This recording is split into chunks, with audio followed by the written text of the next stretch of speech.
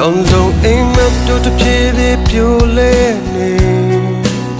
အချိန်တန်ရင်ပြန်ပြီးနိုးထားလက်တွေဘဝတဲ့ရာရာဆန်းစစ်ကြည့်ရင်ကြုံမဲ့နေ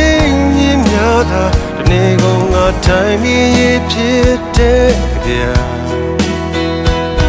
ငါပြန်ပြီးမပြင်းမဲ့ရာ